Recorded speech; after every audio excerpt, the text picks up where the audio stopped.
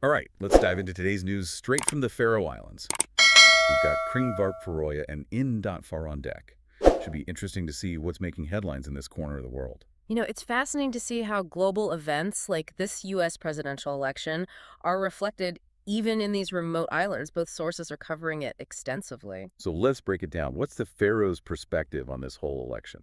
Well, Faroe is leading with Trump declaring victory, which, is interesting considering the votes aren't all in yet. Yeah, a little premature, maybe. They even mention global leaders offering congratulations, including the Danish prime minister. Wow, okay. So congratulations before a final count. Hmm. What's Fool's take on this? Are they on board with the victory lap too? Not exactly. They're highlighting the super close races in those key swing states, Pennsylvania, Wisconsin, Georgia.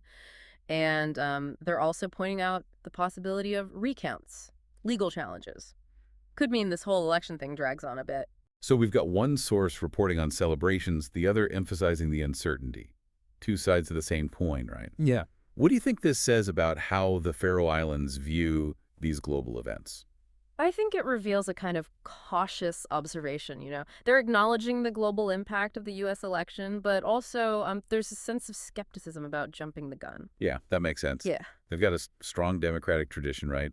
Probably watching this unfold with a mix of, well, fascination and a bit of wait and see. But while the world's glued to this U.S. election drama, life in the Faroe Islands goes on. What else is grabbing their attention today? Absolutely. And it's interesting, despite this global focus, both sources still dedicate space to local happenings, gives us a peek into everyday life on the islands. Okay, I'm all ears. Give me the local scoop. What are the Faroes buzzing about besides U.S. politics?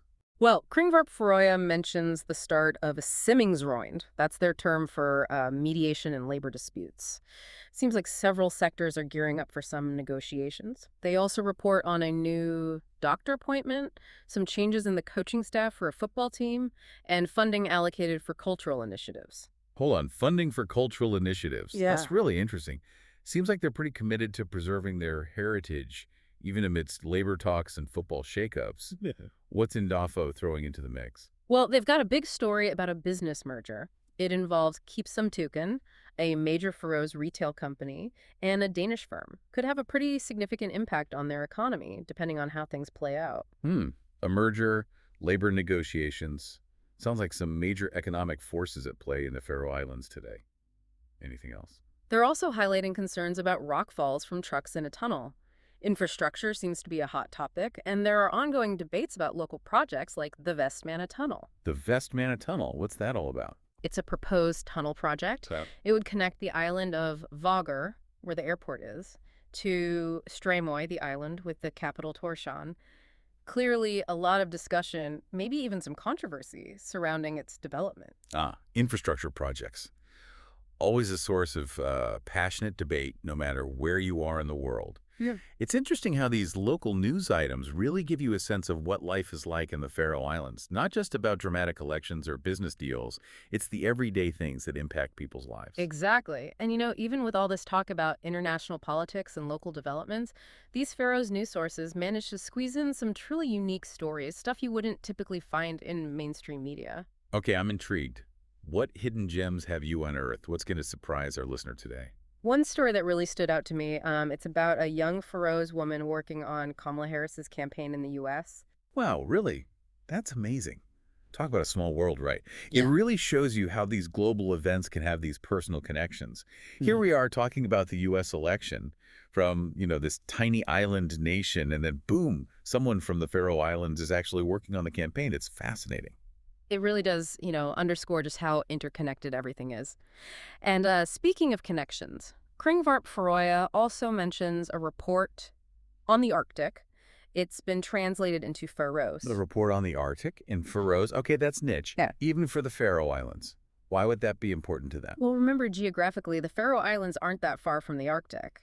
What happens up there, especially when you're talking about climate change, it directly impacts their environment, their way of life. Oh, right. Yeah, it's easy to forget that even in a place as remote as the Faroe Islands, they're still dealing with the same global challenges as the rest of us. Exactly. This report isn't just about the Arctic, it's about accessibility to crucial information no matter where you live. And it highlights the Faroe Islands' growing awareness of their role in this global community. Okay, so we've got international politics, local happenings, and now environmental concerns. What else is on the agenda today? Let's see. Let's switch gears a bit and talk about transportation. Remember how in Duffo mentioned those concerns about rock falls in that tunnel? Oh yeah, those pesky trucks causing trouble. What else is going on in the world of Faroe's transportation? Well, Kringvarp Faroya is reporting a pretty significant jump in air travel this year, something like 14,000 more passengers through their airport compared to last year. Wow, 14,000, that's a big increase. Yay. What do you think that is? Is it like tourists flocking to see those incredible landscapes, or is there something else going on? Probably a combination of things, you know? The Faroe Islands are definitely becoming a hot tourist destination. Plus, their economy is growing, which means more business travel as well. Makes sense. But more people also means more strain on their infrastructure, right? Right. Especially in a place with limited space. Exactly. And this ties back to what we were discussing earlier about the Vestmanna Tunnel. If they're seeing this kind of travel boom, connecting those islands becomes even more crucial. Right. It's all connected. Economic growth, infrastructure development, and even those rockfall concerns. It's a complex puzzle. Absolutely. The Faroe Islands are definitely walking this tightrope, trying to balance this economic growth with preserving their environment and their way of life, which brings us back to those labor negotiations that Kringvarp Faroya mentioned. Looks like the Simlingsrøynd, their mediation process, is officially underway. Okay, things are getting serious. Any clues about which sectors are involved? This could have a ripple effect across the whole country. They don't really get into specifics in this update, but it's probably a mix of those crucial industries like fishing, transportation, public services, things like that. Yeah, makes sense. Can't run a country without those key sectors. And happy workers usually make for a happy, productive nation, right? Speaking of happy nations, here's a little financial tidbit that might raise some eyebrows. Kringvarp Faroya reports a dip in tax revenue. They're down 70 million compared to what they were expecting. Oh, a budget shortfall. That's never a good sign. What do you think's going on there? The article doesn't really dive into the details, but it's likely a combination of local and global economic factors. Who knows? It's a reminder that even a place as remote as the Faroe Islands can't escape those global economic winds. You're telling me they might be geographically isolated, but their economy, well, it's all interconnected with the rest of the world. So we've covered labor negotiations, budget woes, transportation challenges, a surprising Arctic connection, and even a Faroes tie to the U.S. election. It's incredible how much is happening in this tiny nation. It really seems like every corner of the Faroe Islands is buzzing with activity today, and we haven't even touched on their cultural and social news yet. Well then, lead the way. What else have you got? I'm hooked on this Faroes news roller coaster. All right, so we've delved into politics, economics, a little bit of environment. What else is happening in the Faroe Islands today? Any interesting cultural stuff or social buzz? Yeah, let's get into that. What have you got? Well, we can't forget about the Faroes' love for sports, right? Kringvarp Faroya mentioned some changes in the coaching staff for one of their football teams. Oh yeah, football. It's practically a religion in Europe. Sounds like the Faroe Islands are no exception. Definitely not. In fact, in Kirfo even has a story about a football player.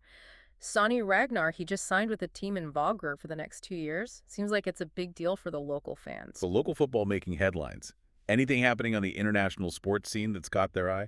Actually, both sources also touch upon the war in Ukraine, which obviously has global implications. And DPFO, another Faroes news outlet, has a really interesting article about Ukrainian soldiers encountering North Korean troops on the battlefield, like for the first time. Whoa, North Korean troops in Ukraine. That's a surprise. Guess it goes to show, how these conflicts can draw in these unexpected players from, well, from all over. It definitely highlights how complex global affairs are and the importance of, staying informed about events that might seem far removed from our everyday lives. Speaking of staying informed, I'm curious about these different Faroes media outlets we've been looking at today. Are there any noticeable differences in their reporting styles or the types of stories they focus on? That's a great question. Kringvarp Faroya, being the national broadcaster, seems to have this wider scope, covering everything from politics and economics to, culture and sports. They even have a segment called Folksens Red, which means the people's voice, where they basically give everyday citizens a platform to share their opinions. That's pretty cool. Yeah. It's like getting a pulse on what people are actually thinking and feeling beyond the official stuff. What about in.fo? What's their vibe? Indifo seems a bit more focused on breaking news and local events. They also have this strong emphasis on business and finance with like several articles covering mergers, acquisitions, economic trends, that kind of thing. So it's like getting two sides of the same coin. You've got the broad perspective from the national broadcaster, and then the more localized, kind of business-oriented view from Indefo. Exactly. And that's what's so great about exploring these diverse news sources. It gives you this more complete picture of what's happening both locally and, globally. Well, this has been an incredible journey through the news from the Faroe Islands. Hmm. We've covered everything from U.S. election jitters and local football stars to economic challenges and, unexpected military encounters. It's amazing how much insight you can gain just by diving into the news from a place, you might not typically think about. It's a good reminder that even a small island nation can offer this unique, valuable perspective on world events. And who knows, maybe it'll inspire you to explore other hidden corners of the news world yourself. Absolutely. There's a whole world of information out there just waiting to be discovered. Thanks for joining us on this deep dive into the news from the Faroe Islands.